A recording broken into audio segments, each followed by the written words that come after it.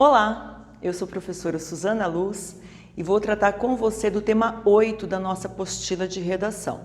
Ele vai falar sobre a privatização dos serviços públicos e suas consequências para a população.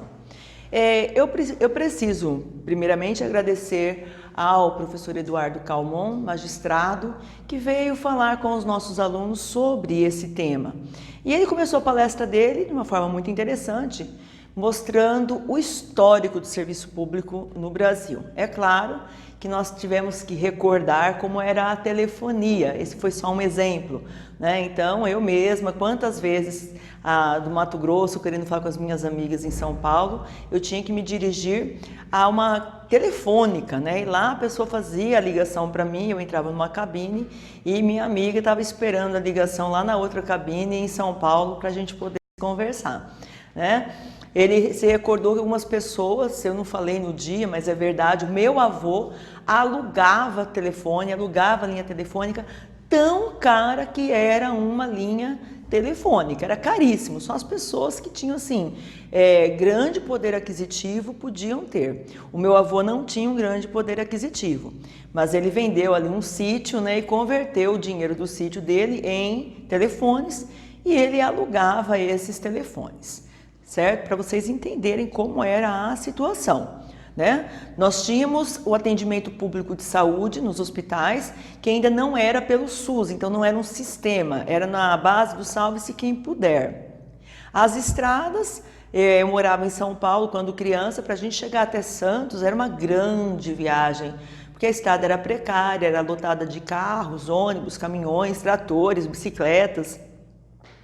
E a gente consegue hoje comparar aquela estrutura com a estrutura que houve depois que as estradas foram concedidas, que houve pedágio e tudo mais, tá? Então nós temos um ontem do serviço público no Brasil e um hoje. O problema é que muitas vezes, quando a gente vai tratar de privatização ou mesmo de concessão, as pessoas costumam olhar só para hoje e não olham para o passado e não verificam quanto que houve de evolução nesse serviço público. Bem, isso foi um aspecto. Outro aspecto tratado pelo professor envolveu o artigo 170 e o artigo 171 da Constituição.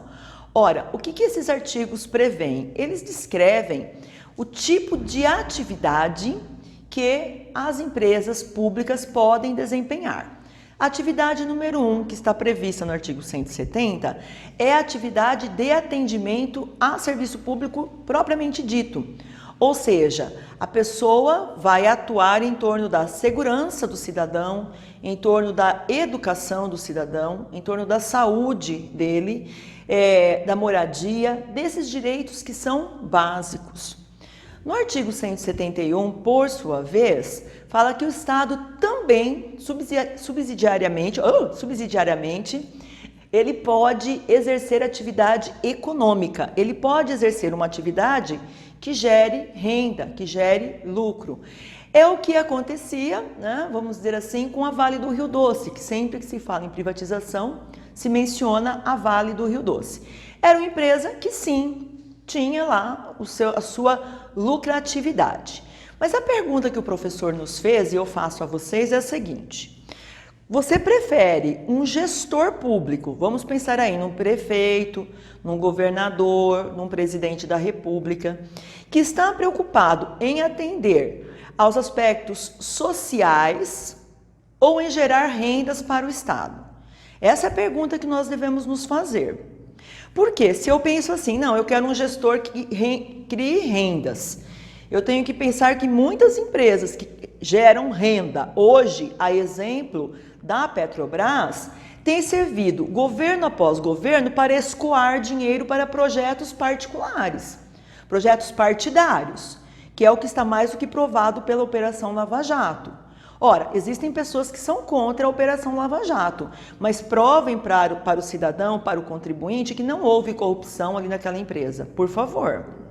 Tá bem? Então, a pergunta é, eu quero um gestor, vamos retomar a questão, que trabalhe em prol da saúde, em prol da educação, em prol da segurança pública, em prol da segurança nas estradas, ou eu quero alguém que fica ali pensando como lucrar, como fazer dinheiro, né? Então, pelo menos os 90, 100 alunos que estavam assistindo aí a aula dele, responderam que preferem um gestor que cuide daquele bem público que vai nos gerar o estado de bem-estar social. E não alguém que esteja preocupado em fazer dinheiro com a coisa pública, certo? Essa foi uma questão. A partir daí, ele começou a justificar alguns planos que aconteceram no passado. Exemplo, né? Ele mencionou em 1990 o Plano Nacional de Desestatização, que ainda não foi privatização, mas nós tivemos um movimento, eu nessa época aqui já tinha 20 anos de idade, porque eu nasci em 70, ai credo, falar a idade logo assim, né? Bem do nada, né? Mas tudo bem, vamos falar porque é o fato. E na verdade eu não estou nem aí para a minha idade, porque a gente transita tanto entre os jovens e nós temos uma aceitação tão grande, né? Que a idade muitas vezes é só um detalhe, que pesa, mas é só um detalhe.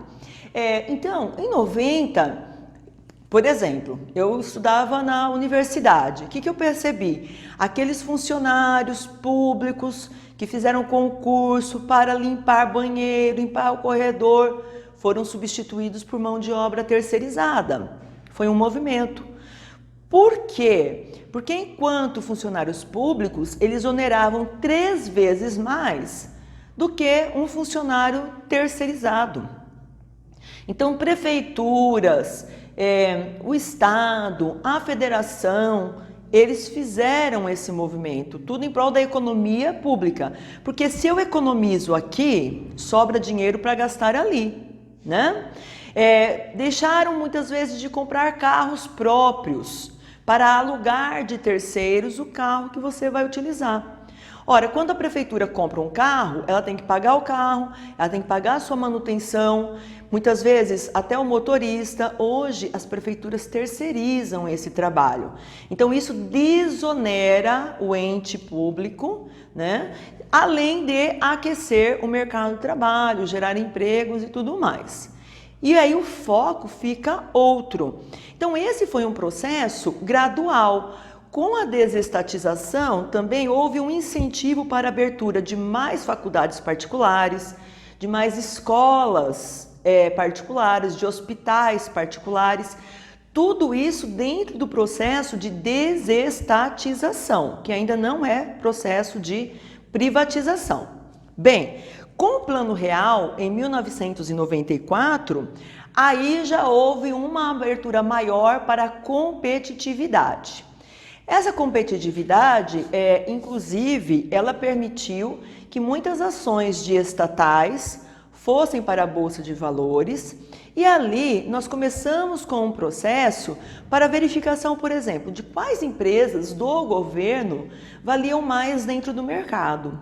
E aquelas que realmente tiveram propostas assim mais interessantes para o governo da época, elas foram vendidas e privatizadas. Como já falei, a Vale do Rio Doce é um dos casos. A Embraer é um dos casos. Então nós temos aí, eu vou colocar depois para vocês os textos de apoio, tem várias empresas ali que foram realmente privatizadas. Hoje nós falamos da privatização de aeroportos. Por quê? É a mesma situação. Eu quero um aeroporto que seja mais barato. Então, o poder público vai ali, ele abre a concessão ou a venda mesmo de aeroportos que não interessam a ele, que lhe dão, são aeroportos que muitas vezes dão prejuízo ao Estado. Então, ou eles privatizam ou eles abrem a concessão para as empresas que estão interessadas em atuar dentro daquele setor, tá bem? Um conceito interessante nesse debate, e até quero que coloque aqui em destaque no vídeo, é o conceito de interesse público. O que é interesse público? Nós que somos leigos, a gente fala assim, não é de interesse público, a gente acha que não está falando nada. Mas interesse público é algo que está previsto nos conceitos constitucionais e de direito administrativo. São eles: o princípio da regularidade, da continuidade, da eficiência, da segurança, da atualidade, da generalidade, esse nos interessa para o tema em questão, Qual é o princípio da generalidade? É que assim, quando eu vou apresentar um serviço ao público, eu não posso fazer distinção de usuário, né? No princípio da generalidade, ele é também chamado de princípio da igualdade dos usuários. Eu não posso fazer distinção deste ou daquele. Então vamos pensar num exemplo. Nos Estados Unidos, se você chegar morrendo, eles te atendem se você tiver um seguro saúde. Se você não tiver aquele seguro, você vai ter que assinar mundos e fundos para garantir o seu atendimento num pronto-socorro, num posto de saúde. Você será atendido, mas você vai ter que dar garantias para aquela pessoa. No nosso serviço público, no SUS, essa generalidade, ela realmente acontece. Você chega lá, você mostra os seus documentos e não importa qual é o seu rendimento, onde você mora, não importa nada disso, você será atendido. Quando nós tratamos do tema da judicialização da saúde, nós falamos bastante sobre isso, já foi tema de redação nosso. Outro princípio da cortesia na prestação, então o servidor público tem que ser cortês, sem comentários, vamos pular, e da modicidade das tarifas. Então, eu até posso colocar tarifas sobre serviço público, mas tem que ser tarifas módicas, baratas. Eu não posso oferecer um serviço caro.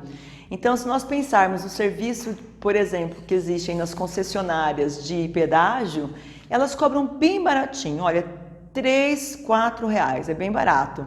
Só que o problema é que a cada poucos quilômetros você tem um pedágio, né? Então você junta esse tanto, esse tanto, esse tanto, esse tanto. E aí que está. Exemplo, as concessionárias que que cuidam das estradas, elas têm contratos, né? Se elas não cumprirem o contrato, se elas não atenderem bem, ou seja, não tiverem ali uma estrada bem capeada, não tiver um guincho que atenda um acidentado, alguém que quebre o carro, se ela não tiver oferecendo ao usuário daquele serviço aquilo que está previsto no contrato, o Estado pode romper o contrato com ela, né? Então, esse é o serviço público, mas ele está concedido. Então, esses são os princípios que vão nortear o serviço público propriamente dito e o serviço também terceirizado, aquele serviço que o Estado delega para um terceiro. Então, frente a isso, é interessante vocês entenderem o que é o Estado de bem-estar social e o que é o Estado liberal. Então eu vou colocar aí para vocês uma diferenciação para que depois, na hora de fazer a redação de vocês, se vocês quiserem usar esses elementos, vocês possam tratar com naturalidade. Então veja, no Estado de bem-estar social existe uma tendência intervencionista, em que as relações comerciais de trabalho estão reguladas. E o Estado é provedor de todos os direitos sociais. Então, é aquele Estado totalitário, é aquele Estado que está ali total, colocados em todas as esferas, você vê a mão do Estado. Ele regula aquilo que há de particular e aquilo que há de público. O Estado liberal é o Estado não intervencionista, em que há liberdade de mercado. Então, se crê que haverá uma autorregulamentação dos ciclos econômicos, haverá concorrência. Nessas relações, você é que tem que decidir qual é a que você prefere. Eu prefiro aquela em que há ampla concorrência, outro prefere aquela que não, que é o Estado quem regulamenta. Então, vamos pegar um exemplo. Hoje, se eu não estiver satisfeita com a Vivo, eu mudo para TIM. Se eu não estiver satisfeita com a TIM, eu mudo para Claro. Se eu não estiver satisfeita com a Claro, eu mudo para outra operadora de telefonia móvel. Se eu não estou satisfeita com a água que está chegando na minha torneira, na minha casa, eu mudo para qual outra concessionária que atenda o abastecimento de água? Para nenhuma, porque o que existe hoje é esse estado de bem-estar social e eu tenho na minha frente uma empresa que tem o monopólio da água, então eu não posso escolher. Eu gostaria de escolher. Eu não estou satisfeita com a energia que eu tenho. Com essa época de muito calor, acaba a energia e eu não, todo dia acaba a energia e eu não tenho a opção de dizer eu não quero mais a energia dessa empresa, eu quero de outra. Então, ao meu ver, quando nós temos apenas o Estado fornecendo um trabalho, apenas o Estado oferecendo um serviço, eu como consumidora sou a prejudicada. Então, como consumidora, eu gostaria de ter opções. Muito embora o pessoal da teoria da servidão voluntária diga que eu não tenho opções, na verdade, o mercado me conduz, né? O mercado me imputa determinadas compras, né? Mas vamos deixar isso para depois. Vocês estão entendendo onde eu quero chegar, né? Eu quero chegar no seguinte, quando o Estado é máximo, geralmente nós temos monopólio, como eu já falei antigamente a Embratel. Quando o Estado fala, não, vamos abrir para a concorrência, eu tenho opções. Eu particularmente gosto dessas opções, tá? Então, no Estado liberal, o que existe? Existe um modelo de Estado mínimo, ele é abstencionista, ele procura incentivar a privatização de certas áreas da atividade administrativa, concedendo domínio público, concedendo obras públicas e concedendo serviços públicos. E é preciso que você entenda a diferença entre privatização e concessão.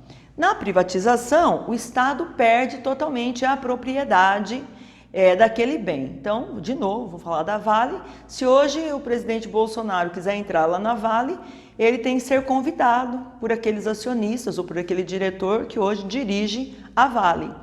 Certo? Ele não pode simplesmente entrar lá, porque não é mais do Estado, ela foi totalmente privatizada. Portanto, há perda do patrimônio público, que foi tema do nosso semestre passado de redação. E se alguém aí quiser essa proposta, pode pedir que eu mando para você, tá bom?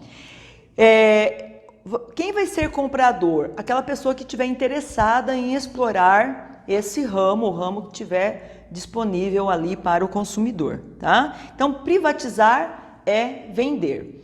Isso é diferente da concessão. Na concessão, o Estado continua dono da propriedade, do prédio, vamos dizer assim, das mesas, cadeiras, computadores, tudo que estiver lá dentro. Tá bem? E o concessionário vai atender apenas na parte do serviço, ele vai atender à necessidade pública, tá bem?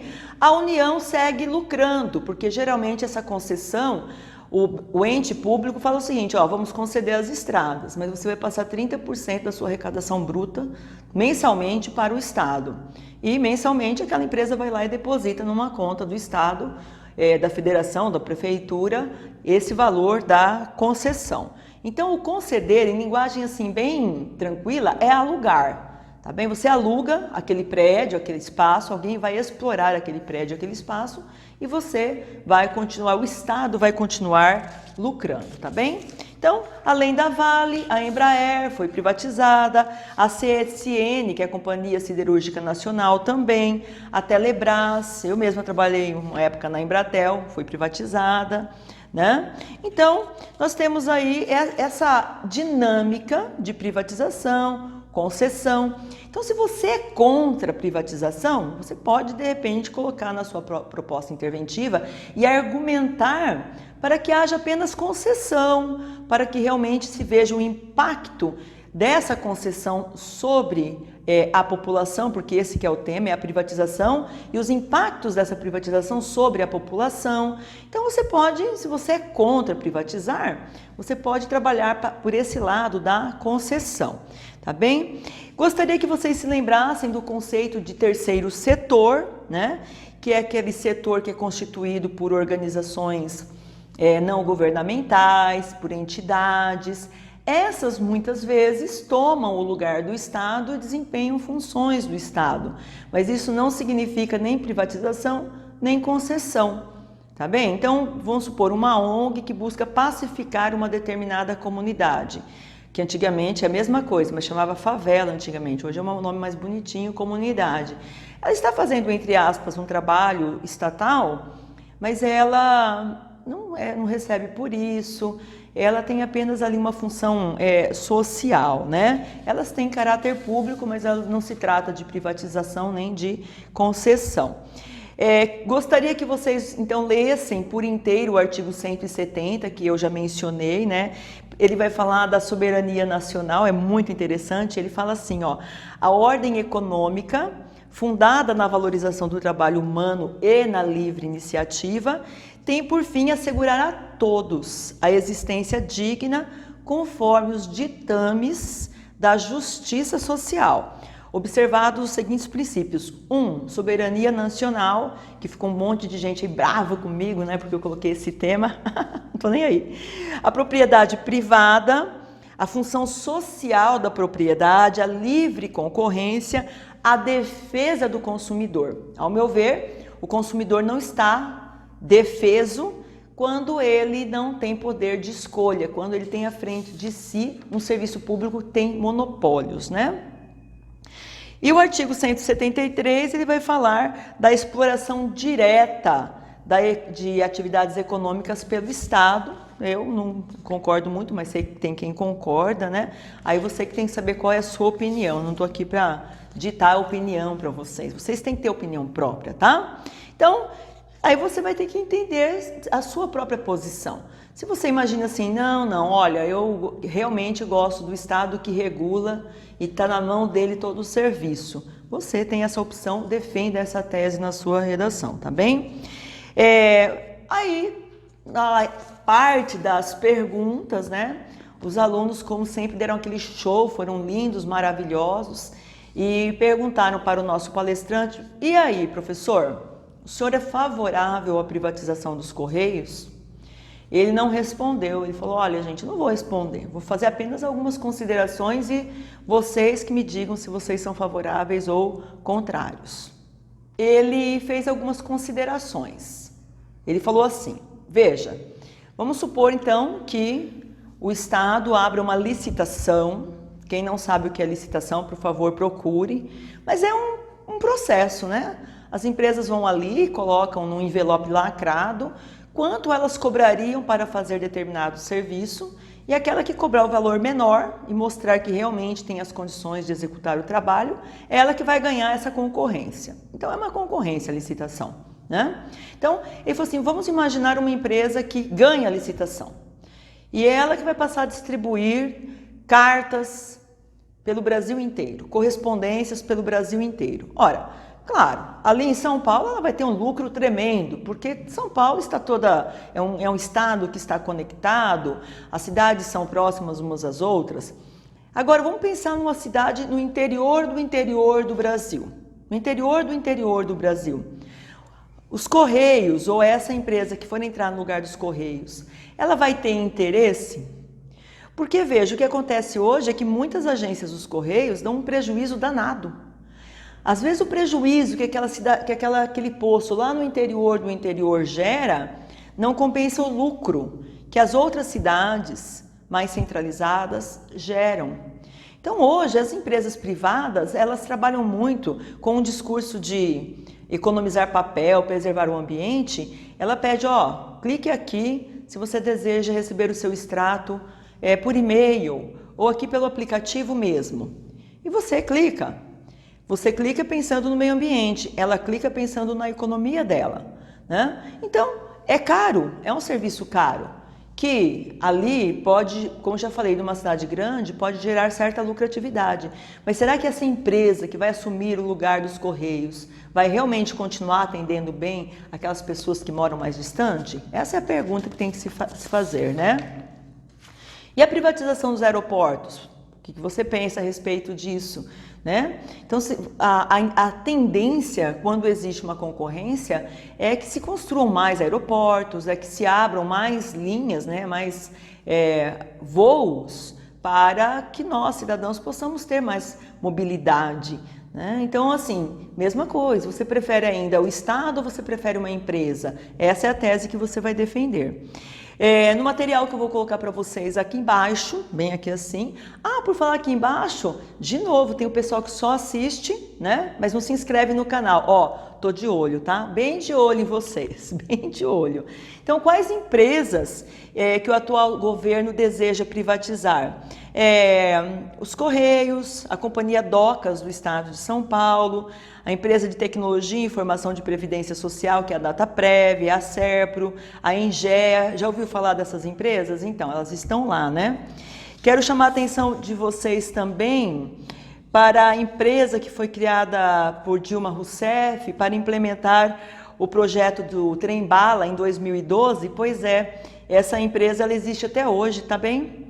E ela vou até ler aqui a notícia, olha, empresa criada por Dilma para implementar o fracassado projeto do Trem-Bala em 2012, a EPL, consumirá 69 milhões do orçamento neste ano, que foi ano passado, 2018, quase metade para pagar salários e encargos de 140 funcionários e fornecedores. Está lá, empresa estatal desde 2012 lá, né, sem fazer nada. Nós já estamos em 2019, 69 milhões no orçamento. É uma empresa estatal que, não sei, alguém pode defender que ela continue em pé lá, né? Eu, como contribuinte, como alguém que paga impostos e contribui para esse rombo, né? Eu gostaria que fosse uma empresa que fosse extinta, né? Não está aqui na listinha do Bolsonaro, mas quem sabe. Perguntaram sobre a questão de privatização também do sistema prisional. O juiz descartou claramente que isso não vai acontecer. De repente pode-se alugar um prédio para ser a sede de um presídio. De repente o pessoal administrativo pode ser terceirizado, mas quem vai cuidar da saúde, segundo ele, pela Constituição brasileira, continuará sendo o próprio Estado.